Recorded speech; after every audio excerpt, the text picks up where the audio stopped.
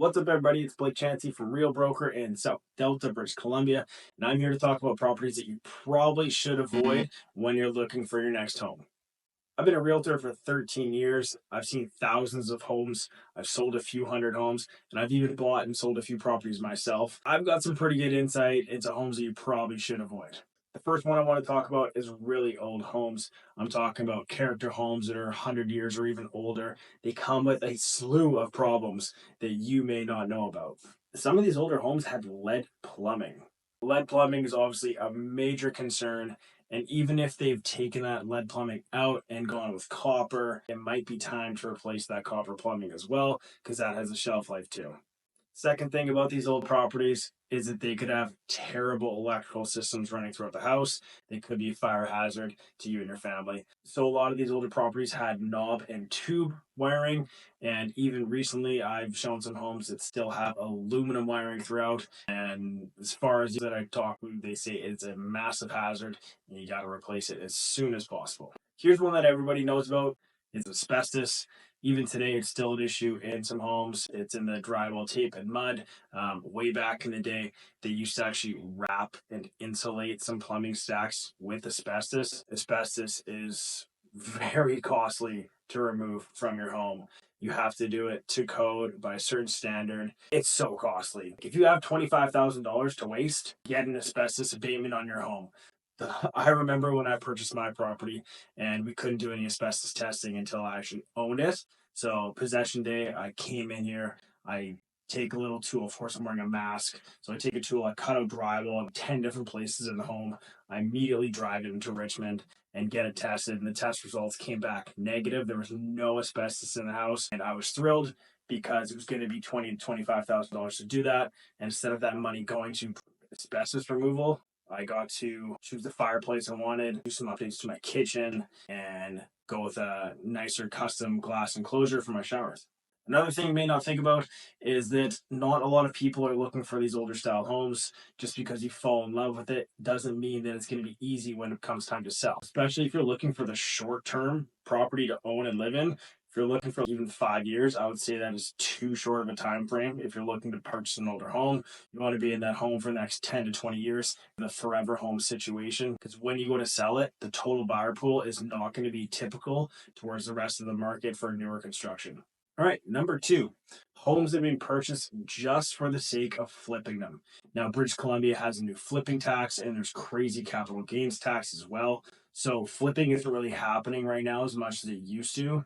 But during the pandemic, we saw a lot of people purchasing older properties that they thought that they could then quickly renovate and then put back on the market and make a couple $100,000 after a cheap renovation. These properties that were purchased for flipping purposes only usually have terrible quality renovations. They may look fantastic online, but when you go into them in person and you actually look for the fine details like flooring seams, caulking, grout, paint, millwork, you can tell that these were slapped together as cheaply as possible and only for the purpose of reselling it quickly as possible to get a bit of money and make a profit on that.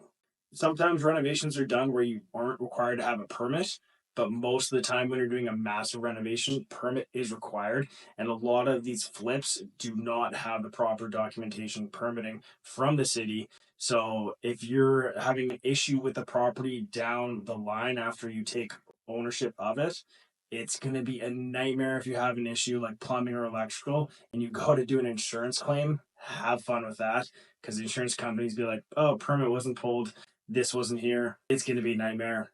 Avoid that. All right, houses with oil tanks. Now, in Ladner and Tsawwassen, where I do most of my business, this isn't really a huge issue. There have been a couple oil tanks found on properties here. Most of them were above ground, though, and on Westham Island and Ladner. But in Vancouver, oil tanks were a common theme, used as a heating system back in the day for properties. You can definitely get them remediated, taken out of the property, but you want to make sure that you have all the right environmental scans and testing done to make sure that that property is safe. Because the last thing you want is your kids or yourself running around in the backyard and it's contaminated by oil. I don't know what kind of health issues that could cause in the future, but doesn't sound fun to me. Lastly, homes that are too custom built. There's people that have bought lots and then done a custom home. for their forever home. They've been there for 25, 40 years, something like that. But it's just too custom to meet the criteria for most home buyers in that area. So unless you're also thinking the same thing for the style and layout with this custom build and you're going to be there for a very long time, I would avoid these as well, because in the future you're going to have the same issue when it's time to sell. It's probably going to be way longer days on market and you might not get as much for that property as you thought you would. So those are a few types of properties that I would definitely try to avoid, especially if you're a first time home buyer. Now, one thing you can do to actually get yourself ahead of the game in terms of spending time showing properties that might not be the best fit for you is ask your realtor for a copy of the property disclosure statement for any home that you're thinking of taking a look at. The property disclosure statement is something that the listing agent and the seller have to go over when they sign the listing agreement, and it's a questionnaire where the seller has to answer a whole bunch of questions to the best of their knowledge about their property. Some of the questions on there are super simple, like age of roof, if there's any problem with the heating or the plumbing system, if there's any rodents or infestation, currently or past. And then there's complicated questions like if there is a radon mitigation kit on site. Most home sellers have no idea what radon is. It's a natural gas. I'm not going to get into it because I don't know enough about it either.